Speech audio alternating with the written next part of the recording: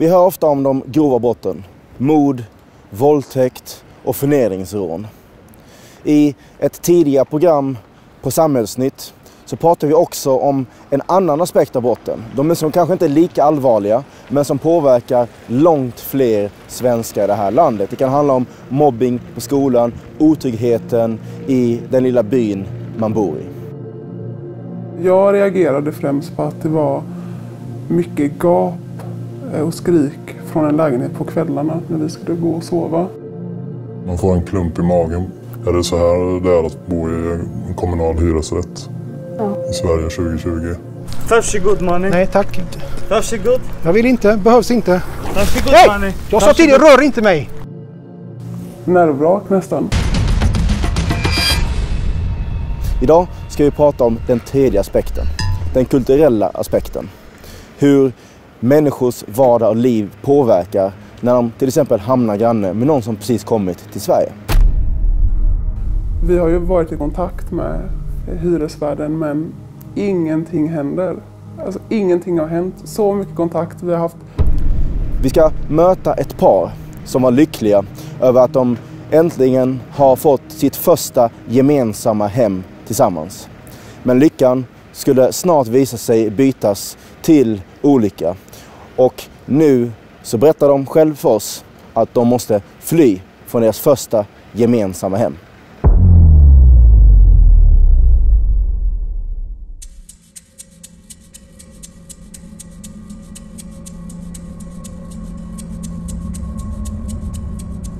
Jag reagerade främst på att det var mycket gap och skrik från en lägenhet på kvällarna när vi skulle gå och sova. Men även vaknade jag av det på morgnarna. Att det var mycket stök och de gapade mycket och skriker mycket. Och att man hade svårt att somna men även att man började vakna av det. Och sen började ju det här med den här musiken. Klassisk arabisk musik, jag vet inte vad det är för typ, men ja. Ja, det är ju så skevt på något sätt det här att det känns ju verkligen inte som Sverige. Det känns, när man sitter på toaletten så känns det som man sitter på någon bakgata i Bagdad ibland. Ja. Så man får en klump i magen när man tänker på det. Att, är det så här det är att bo i en kommunal hyresrätt i Sverige 2020? Nu har vi bott här i ett halvår och vi nervvrak nästan för att det är som psykisk terror att man vet att det kommer någon gång under dygnet och att det kommer oftast vid tider där man själv vill ha lugn och ro. Och jag som är hemma mycket för att jag studerar behöver kunna ha lugn och ro i mitt eget hem. Jag behöver kunna klara mina tentor, för gör jag inte det så får jag ju inte mitt CSN liksom. Men att det är väldigt svårt ibland att kunna sitta i lugn och ro vid sitt skrivbord för att det är så mycket ljud från lägenheten. Paret har gjort flera anmälningar mot grannfamiljen, men någon hjälp har de inte fått. Och paret står nu inför en otroligt knepig situation. Vi är ju tvungna att fly nu. Vi har ju sagt upp vårt förstahandskontrakt. Det är ändå ett bra område i Göteborg. Det är just det här som är lite kanske svårt att ta till sig så här att folk lyssnar på musik och man får leva med det, men det har färgat hela vardagen när man har det så. Man vet att varje dag kommer man höra någonting. Man vet inte om det är musiken eller om det är skrikande.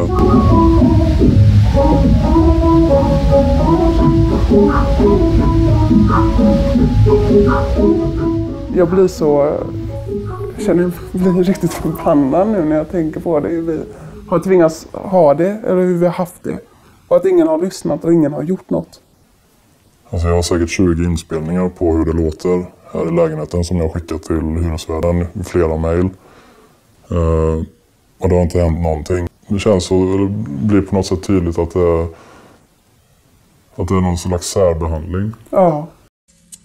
Reporterna bestämmer sig för att ringa på för att höra hur grannarna ser på att Magnus och Ida måste flytta på grund av deras stökighet.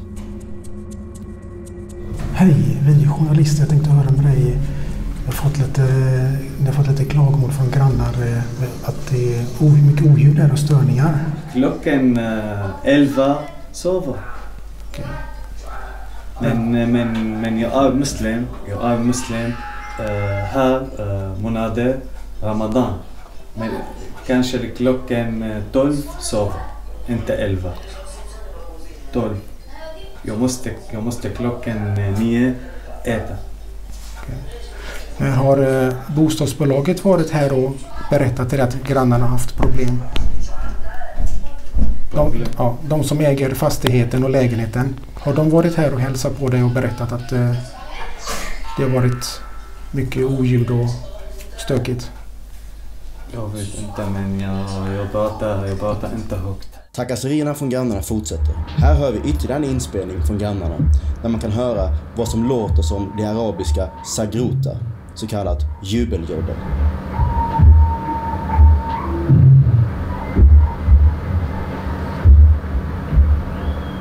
När man sitter här och man känner i vårat bord, när man har benen eller fötterna på bordet, så känner man hur det vibrerar i bordet. Deras barn hoppar runt. Det låter ju som att de håller på och ommöblerar varje dag. Ja. Visst, alltså, jag förstår att det låter när man har barn, men det här är inte... Det är uppenbart att det är någonting som inte är kompatibelt med vårt sätt att uppfostra våra barn, för de får ju härja hur de vill. Ja. Alltså som du sa, jag förstår att det låter när man har barn i en lägenhet, men det finns ju också en viss gräns för hur mycket man får låta även fast man är ett barn. Det handlar ju om föräldrarna att säga till att du får dämpa dig, eller klockan är så här mycket. Det finns andra i huset som vill ha lugn och ro. Jag bryr mig inte om varifrån man kommer eller hur man ser ut så, men alltså, det värsta jag vet är respektlöshet. Paret har varit i kontakt med sina grannar och även de upplever att stökigheten är påfrestande för alla. Jag har haft kontakt med en granne som, när jag förklarar att vi måste flytta nu för att vi har grannar som stör, då förstod den här personen direkt vilka det var vi menade. Och den här personen berättade att det är andra människor som bor här som har fått ta till åtgärder som att inte sova i sitt sovrum för att de blir störda av grannarna. Och personen berättar även att det sitter lappar i deras trappuppgång som tyder på att folk är störda av dem. Men även att ifall man ringer så det händer ingenting, eller så är det kanske tyst i 2 dagar, men sen börjar det igen. Och den här grannen sa ju att han sover med öronproppar för att lösa problemet. Ja, för det, jag kanske får flika in. Jag vet när jag pratade med en granne, när jag berättade att vi ska flytta härifrån, så sa personen att vissa menar ju på att de måste ju få ha sin kultur. Det borde ju ändå på något sätt betyda också att vi som bor i en lägenhet bredvid en familj som inte är från Sverige ska kunna få ha lugn och ro. Att det inte bara ska tas hänsyn till dem hela tiden. Paret känner av den svenska politiska korrekta känslan och att problemet blir allt värre. Man börjar bortprioritera den svenska kulturen för att istället ge mer plats till en annan kultur. Något de anser är helt galet. Ja, det känns som att den svenska kulturen inte är värd någonting längre. Att det är okej att nästan bara kasta bort den för att den liksom ska skjutas undan för att det kommer andra kulturer som är mycket viktigare. Att det inte... Jag kan bli lite ledsen ibland när jag tänker på det, att det inte betyder någonting, det här med svensk kultur. Och, men vi har ingen svensk kultur och hur diskussionen går kring det. Men det är väl klart som att det har vi ju, men att det nästan är lite fult att hålla fast vid den, för att då är man kanske främlingsfientlig istället. Det går alltid att dra det där rasistkortet då, om man säger ifrån. Det är ju så uttjatat nu, men att det är det som man får höra om man säger ifrån. Går det att göra någonting åt det? Ja, det första steget är väl kanske att vi går ut och pratar om det, för det är ju säkert andra som har det som vi. Men ibland är jag nästan lite rädd att det är för sent på något sätt. Att det inte går att kanske vända det här. Alltså man ska ju inte behöva fly sitt eget hem och säga upp ett förstahandskontrakt i Göteborg för att man har grannar som stör. Kan det vara en slump att just paret fått stökiga grannar? Magnus, som bott i flera olika lägenheter på senare år, berättar. Jag önskar att jag kunde säga att det här är första gången som det blir så här. Jag har bott i 5 lägenheter i Göteborg sedan jag flyttade hit. Och i 3 av 5 lägenheter har det varit... 2 av lägenheterna har det varit att jag har bott vägg i vägg med just nyanlända. Och i bägge har det varit samma sak med det här med musiken och att man är hemma hela dagarna. Och jag börjar ju se ett mönster. Så det är inte så att det här är första erfarenheten jag har av det här. Magnus och Ida har tappat hoppet att få hjälp av hyresvärden. Att år 2020 behöver lämna sin lägenhet och förstahandskontrakt på grund av att grannarna inte anpassar sig är helt oacceptabelt. För min del är ju kommunala hyresrätter är ju dött. Alltså jag hoppas att jag aldrig behöver sätta en fot i en kommunal hyresrätt igen. Men jag känner ju sen, jag vill aldrig mer bo i lägenhet. Paret tvingas att flytta till ett andrahandsboende som dessutom blir mycket dyrare. Tar en väldigt stor risk att säga upp ändå ett förstahandskontrakt i Göteborg för att hyra ett litet torp i andra hand. Och det blir inte, vi gör det inte för att det blir billigare för oss, det blir dyrare. Vi ska pendla.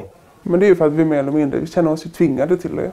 Vi har gjort allt i vår makt för att det ska upphöra, men inget händer. Då är det ju vi som tvingas mer eller mindre att fly vårt hem. Men vi känner väl att det ska inte behöva gå så här långt. Nej, att vi tvingas fly på grund av människor som flyttar hit. Och sen det här att de är hemma hela dagarna. Det krävs inget geni för att förstå att det är jag och alla som betalar skatt som står för det här. Att då inte ens se att det finns en ansträngning att försöka ta sig in i samhället, alltså lära sig språket när det uppenbart inte går att kommunicera med människan. Och den har antagligen bott här 4-5 år. Och inte kunna ha en dialog med människan, då är det ju någonting som inte står rätt till. När reporterna var på väg till bilen efter att intervjuat grannen blev de förföljda. Och nu hade mannen betydligt mer att säga och tonen var betydligt mer aggressiv. Ursäkta. Nej, du får inte röra mig. Ursäkta, jag måste om du rör mig, jag ringer polisen. Okej, men... Okej? Ja, då ringer jag. Jag stannar här. Du kan stå där. Tack. Du kan stå där. Ursäkta, varför du... Det räcker. Recording. Hej! Du skrattar till mig. Jag har inte skrattat, men följ inte efter mig. Varsågod. Ja. Varsågod. Tack så mycket, men det behövs inte. Jag ska ringa till polis. Varsågod. Det behövs inte. Varsågod, man. Gå inte nära mig. Varför? Du behöver inte röra mig. Varför ringa till min dörr? Varsågod, mannen. Nej, tack. Varsågod. Jag vill inte. Behövs inte. Varsågod, mannen. Jag sa till dig, rör inte mig. varsågod. سمر تعال اعطيني موبايلك على السريع عم سمر وقفوا شوي سمر تعال سريعا على السريع ستوب هار ديسفاريا سريعا من هون من وشهم سمر ستور هار ستور سريعا اثنيناتهم مظبوط nej där Här är bättre. Stopp. Rör inte mig. Varför? Nej.